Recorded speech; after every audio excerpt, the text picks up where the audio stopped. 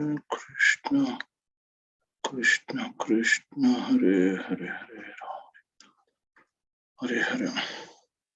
Om Namo Bhagavate Vasudevaya. Om Namo Bhagavate Vasudevaya. Om Namo Bhagavate Vasudevaya. Om Ajnanatimidandasya Jnananjana Shalakaya Chakshurunmilitam Yena Tasmai Shri Gurave Namaha. Nama Om Vishnu Padaya Krishna Preshtaya Bhutale Srimate Bhaktivedanta Swaminiti Namine. Namaste Saraswati Deve Gauravani Pracharine Nirvishesha Shunyavadi Prachatya Deshatarine. Jai Shri Krishna Chaitanya Prabhu Nityananda Shri Advaita Gadadhara Shivasadi Gaura Bhakta Vrindham. Hare Krishna, Krishna Krishna, Hare Hare, Hare Rama, Rama Rama, Hare Hare. Hare Krishna, dear devotees. Thank you everyone for tuning in. I was thinking whether to have a session today or not, because we had several programs going on in the temple. But anyway, I've decided to, go with this one. So it will be a short one today, small chapter. We have completed chapter 8 and 9.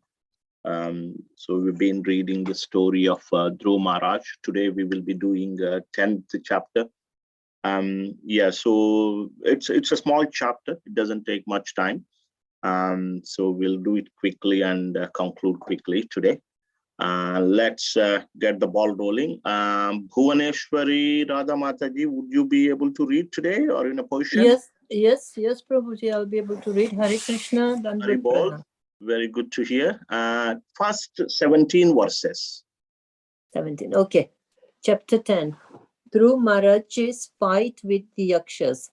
Text 1. The great sage Maitreya said, "My dear Vidura, thereafter Dhruv Maharaj married the daughter of Prajapati Sisumara, whose name was Brume, and 2 sons named Kalpa and Vatsara were born of her." Text 2. The greatly powerful Dhruv Maharaj had another wife named Ila, who was the daughter of the demigod Vayu. By her, he begot a son named Utkala and a very beautiful daughter. Text 3. Dhruv Maharaj's younger brother Uttama, who was still unmarried, once went on a hunting excursion and was killed by a powerful yaksha in the Himalayan mountains. Along with him, his mother Suruchi also followed the path of her son. She died. Text 4. When Dhruv Maharaj heard the killing of his brother Uttama by the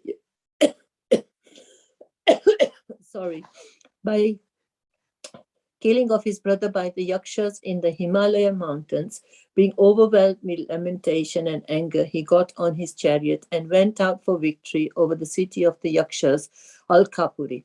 Text 5. Dhruv Maharaj went to the northern direction of the Himalayan range. In a valley, he saw a city full of ghostly persons who were followers of Lord Shiva. Text 6. Maitreya continued, "My dear Vidura, as soon as Dhruv Maharaj reached Alkapuri, he immediately blew his conch shell, and the sound reverberated throughout the entire sky and in every direction. The wives of the yakshas became very much frightened. From their eyes, it was apparent that they were full of anxiety." Text 7.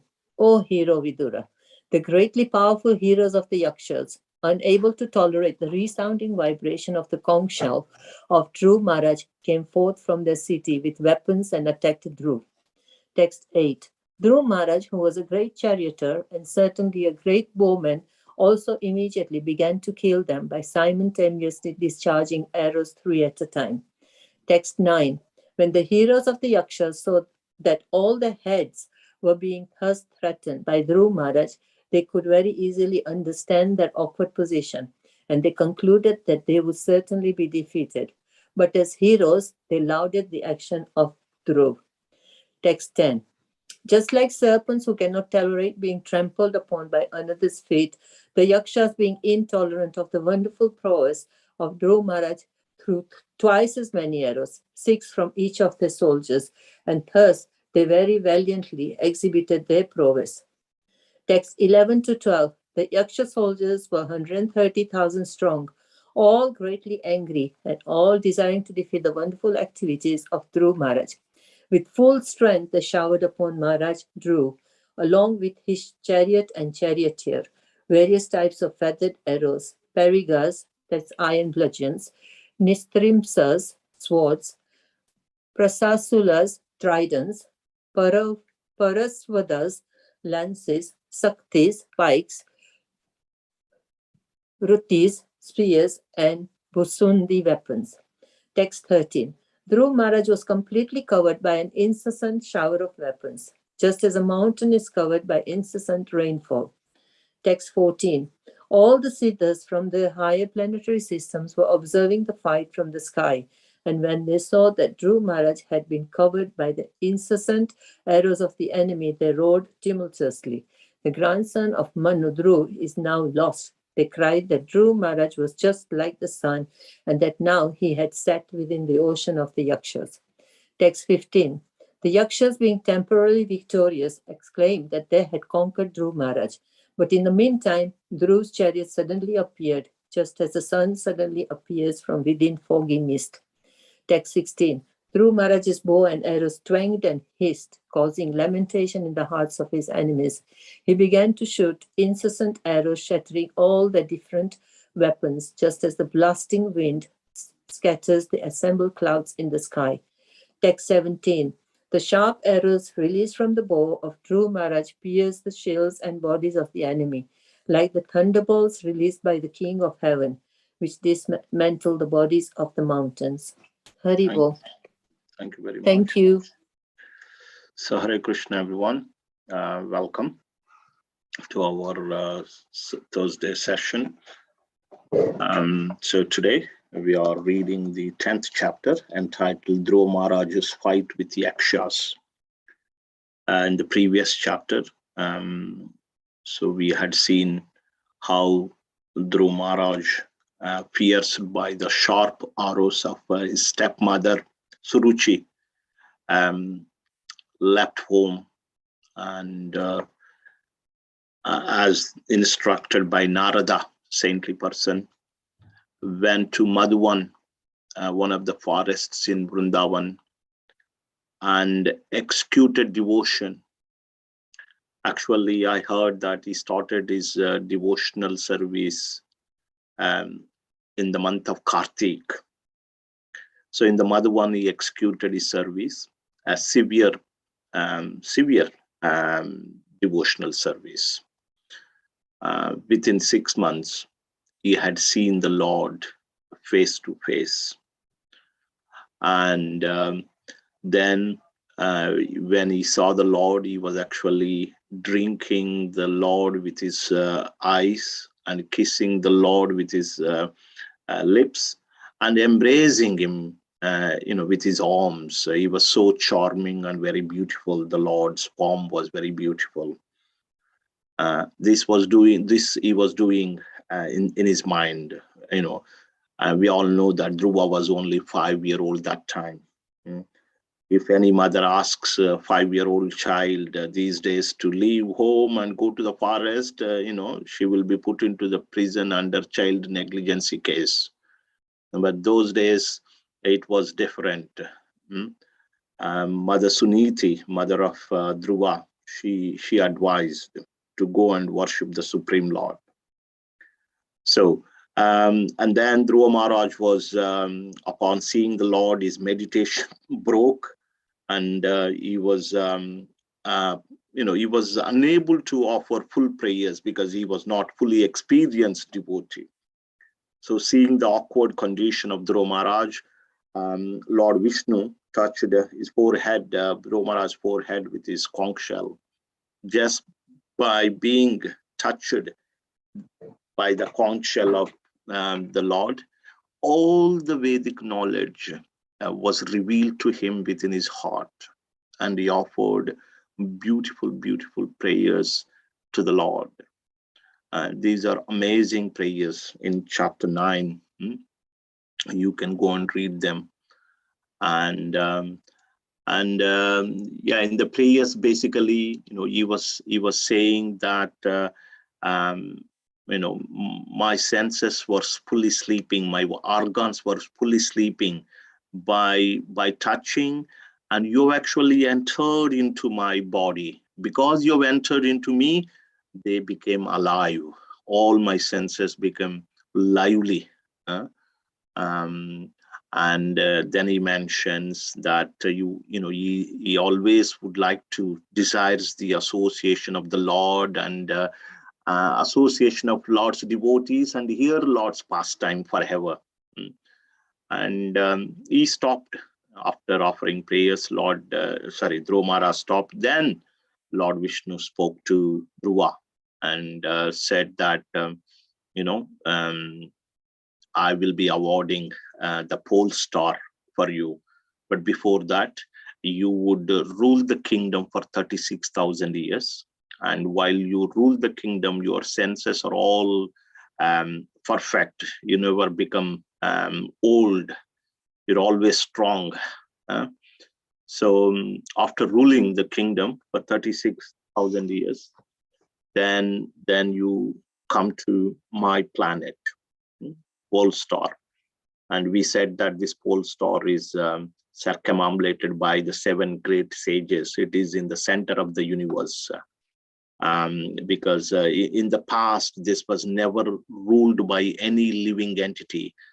Lord Vishnu, in the form of Kshirodakasai Vishnu, he resides there in the on the pole star planet. So this was never ruled by any living entity, because Dhruva Maharaj initially had a desire to have a kingdom greater than that of his great-grandfather, Lord Brahma. And so he did not ask. He had the desire in the beginning. But when he saw the Lord, he forgot everything. He just offered prayers and kept quiet. But Lord remembered the intention of Dhruva. And so he said that you would come there. And then he says something very interesting. We discussed that elaborately last Thursday. So what was that? Then he said, yeah, after some time, your brother Uttama will go on hunting excursion, and you would be killed by yakshas, searching for your brother. Your stepmother will go to forest and enter the fire. In the forest fire, she will also die. And then, we talked a little bit about philosophy there, why that is the case, why that would happen. Yeah, so Dhruva Maharaj had some kind of revengeful attitude towards his stepmother in the beginning. Now, after executing devotion and seeing the form of the Lord and achieving perfection, then he doesn't have any revengeful attitude at all. But initially, as a 5-year-old boy, for a 5-year-old boy, it's quite common to have a revengeful attitude. If someone, chastises you with sharp words, piercing in your heart, like naturally you will have some revengeful attitude in the beginning. But so later on, after seeing the Lord, he didn't have any. But because he had it, then they had that effect.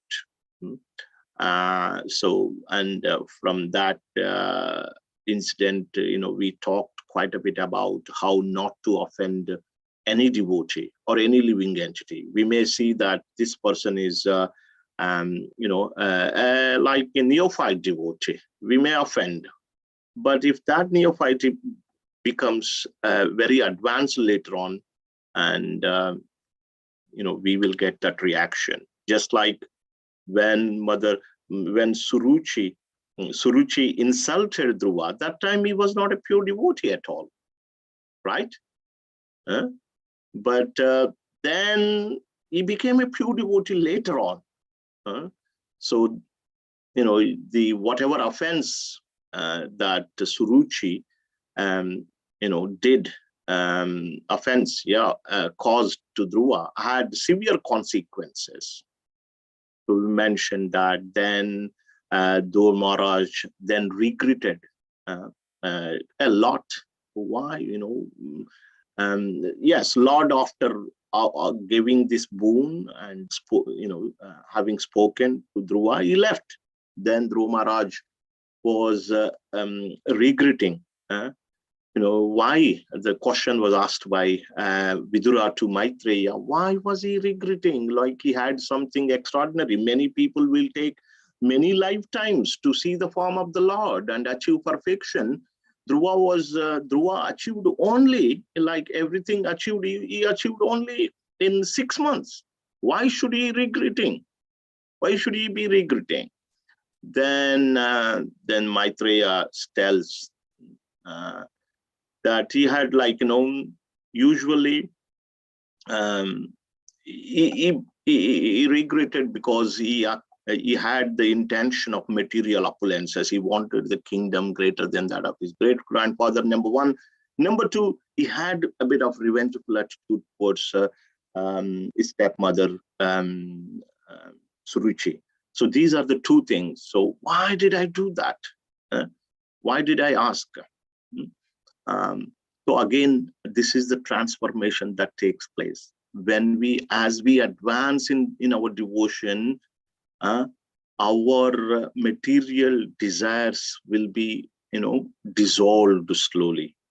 Yes, to the degree we advance in our devotion, to that degree we will be unattached to the material things. Dhruva initially had that great, desire to be greater than that of his great grandfather, and revengeful attitude. He regretted. Why did I do that? And then he went back home, and he was received very nicely by his father and all the subjects. So he offered obeisances to everyone, father and two mothers as well. Even Suruchi later on, she gave blessings to Dhruva. May you live long, like that. And Suniti had great motherly affection. And so with her motherly affection, she had tears, and her milk was flowing from her body. She bathed Dhruva, and after that, they went back, and after some time, King Uttanapada, father of Dhruva, retired for forest, and Dhruva was enthroned, being the eldest son. He was enthroned, and he had great palace comforts. Although he had great comforts, he was a king, but that did not affect him. This is what happens when you do devotion. This is what happens. Even though we are in this material world, we will be untouched by the contamination of this material world if we are a devotee. Just like example, as the lotus leaf is in contact with the water, although it is in contact with the water, but it doesn't get moistened.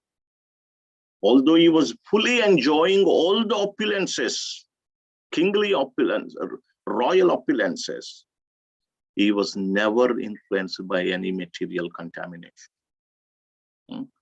Okay, so with that, so we now come to chapter 10, so which is entitled "Fight with the Yakshas." So Dhruva Maharaj, so he married. He had two wives, Brahmi and Ila. So through Brahmi, he had two sons, Kalpa and Vatsara, and with Ila, the daughter of Vayu, he produced one daughter and a son named Utkala. So Prabhupada was mentioning in the purports, looks like this marriage had happened after Uttanapada had left for forest. Prabhupada mentioned this point in the purport to the first verse. The reason that he had left for the forest before marriage, because he wanted to retire early and execute devotion. He was very eager to perform devotion. In those days, the kings are saintly. They are not attached to the throne forever, power forever. They rule the kingdom and they hand it over. And then they leave completely everything behind, and they just go to forest and execute devotion unto the Supreme Lord. In our life also, we should be doing like that. We should dedicate our life at certain point, completely dedicate to the spiritual activities. So, and later on it is mentioned, Uttama, the brother of Dhruva, he went on hunting excursion. While hunting in the Himalayas, he was killed by a powerful yaksha. So Uttama's mother, Suruchi, went out on searching, and she also somehow or other gave up her body in the forest fire, something like that. She gave up her body. So Dhruva was very dear. He was very loving. He had great affection to his younger brother Uttama, and he became extremely angry. And so then he went to Alakapuri. We read this Alakapuri. If anybody remembers, in the pastime of Lord Shiva, we read this place called Alakapuri. And this is where Lord Shiva and Kuvera lives nearby. Alakapuri and Lord Shiva's place is called Kailash. So they are next to each other. And there is a beautiful description in the 4th canto of Srimad Bhagavatam. Brahma took the demigods to Alakapuri and Kailash to pacify Lord Shiva after Daksha was beheaded by Virabhadra, if you remember the story. So that's where Kuvera lives, in Alakapuri, with his yakshas. Yakshas and Kuvera, they're all the servants of Lord Shiva. They are kindly demonic beings. The yakshas, they are mystic and demonic in nature. So he reached Alakapuri, and there Lord, our Dhruva Maharaj, he blew his conch. This is a sign inviting the yakshas for a war, for a fight. Just by hearing this conch, the wives of yakshas became, frightened.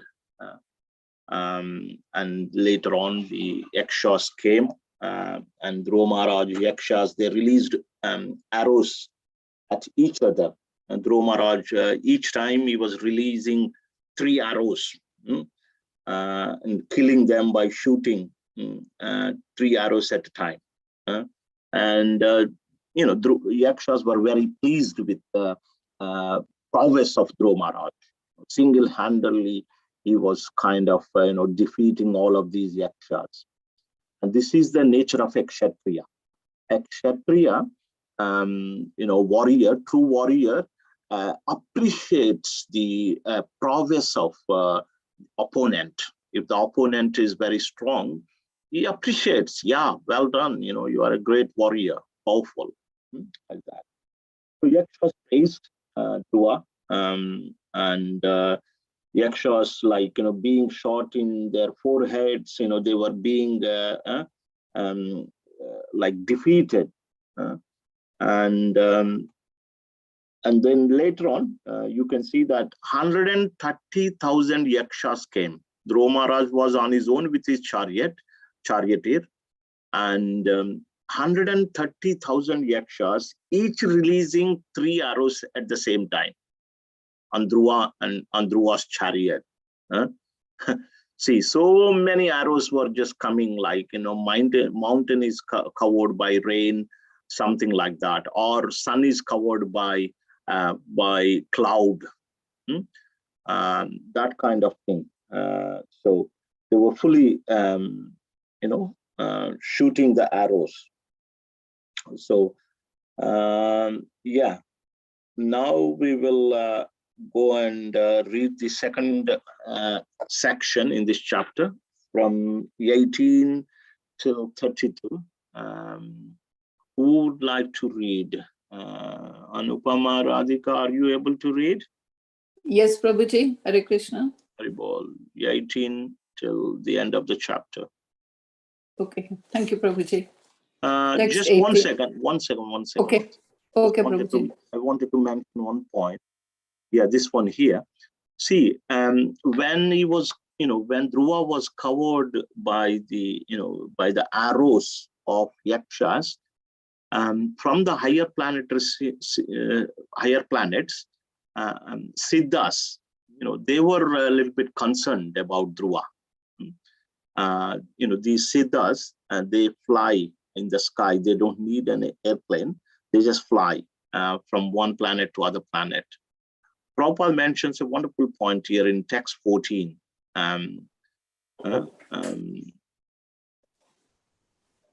So the denizens of the planet Siddhaloka, where the residents can fly in the sky without airplanes, were anxious over Dhruva Maharaj's welfare in the battlefield.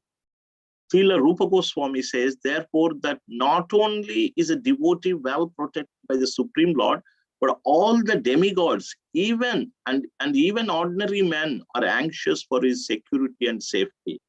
That comparison is given here, that Dhruva Maharaj appeared to merge in the ocean of the yakshas, also significant.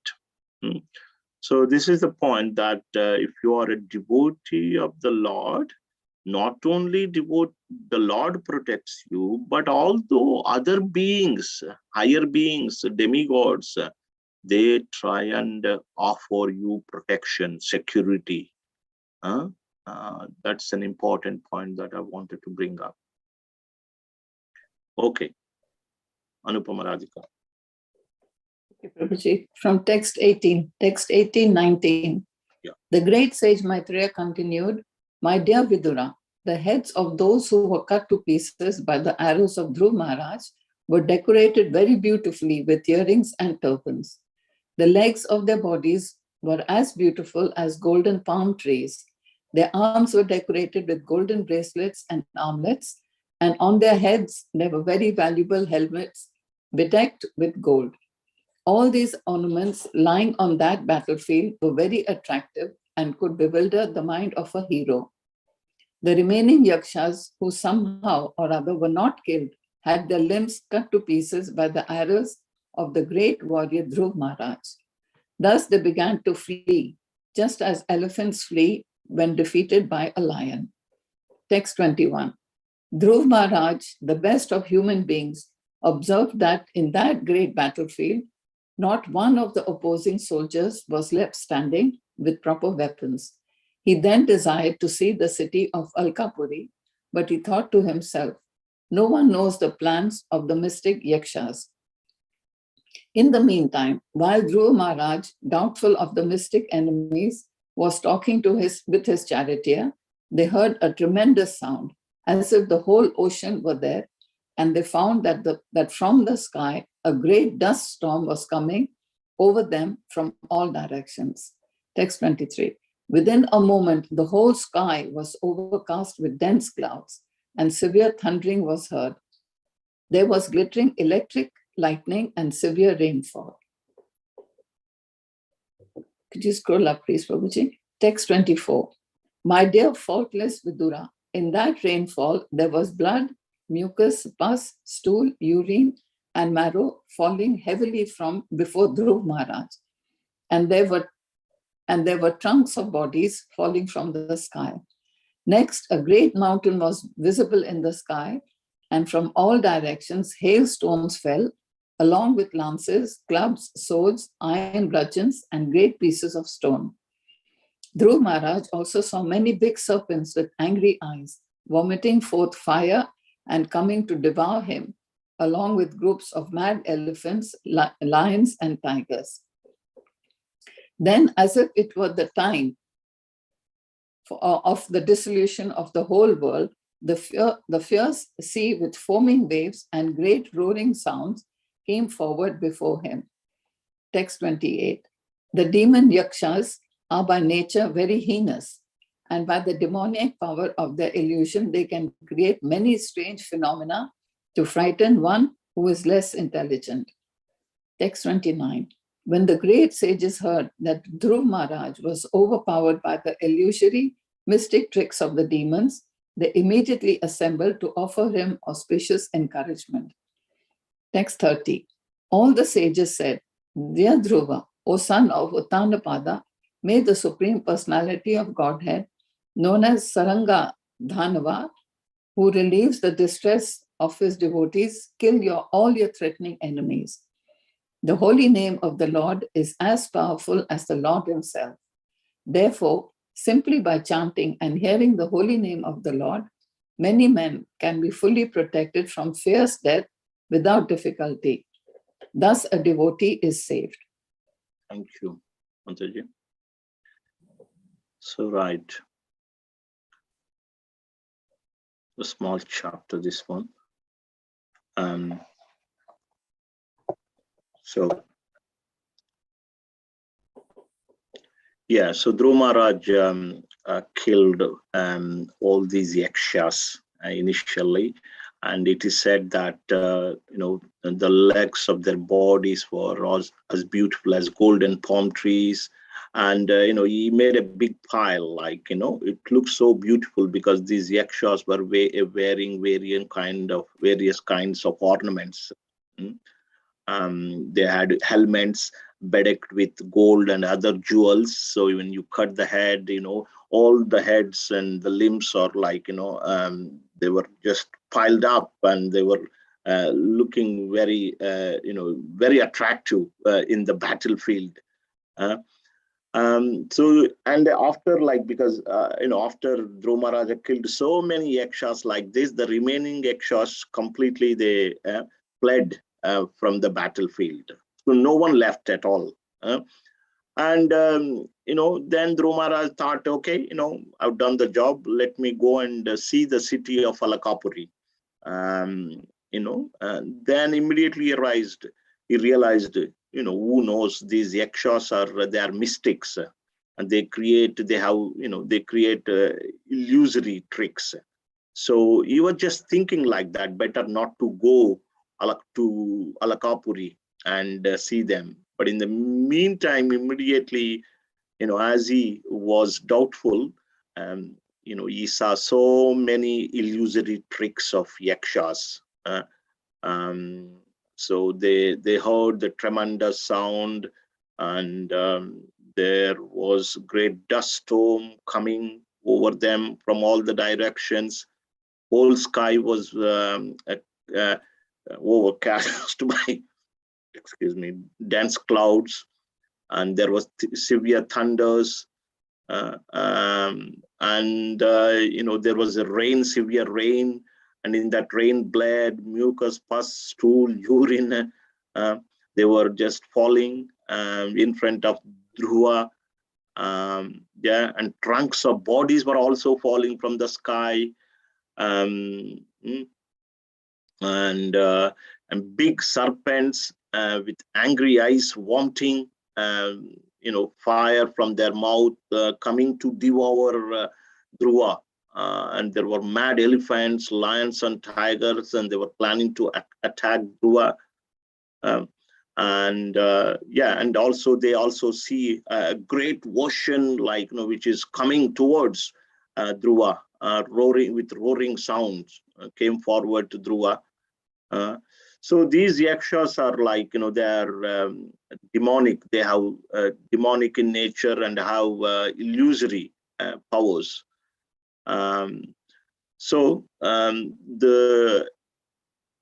Dhruva was a momentarily kind of overtaken by the illusory tricks of yakshas. It was not real. It was just illusion created. So they could like momentarily trick the mind of Dhruva Maharaj with all these tricks. But seeing this, the great sages immediately, they assembled to offer him auspicious encouragement.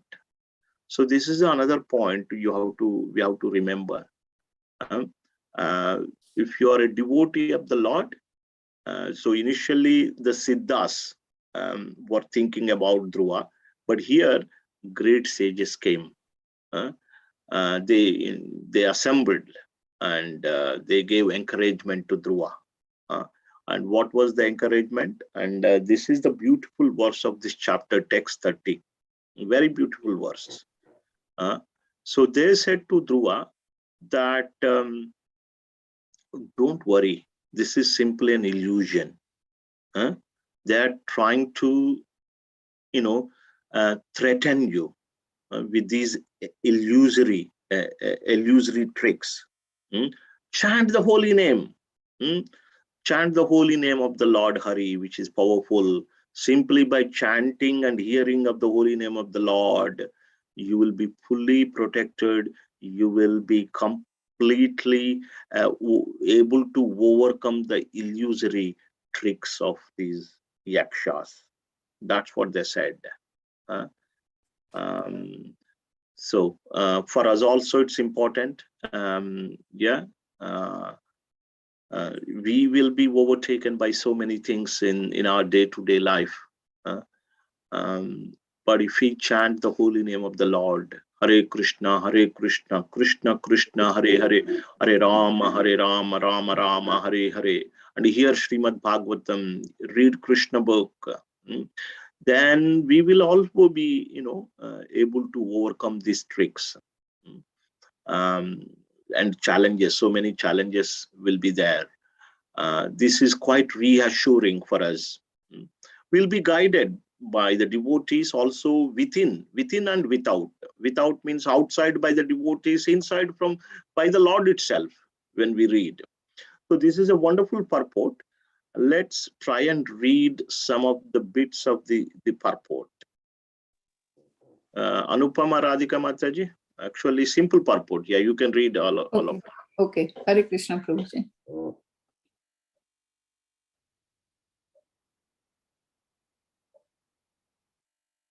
We can't hear you. Yeah, from yes, purport.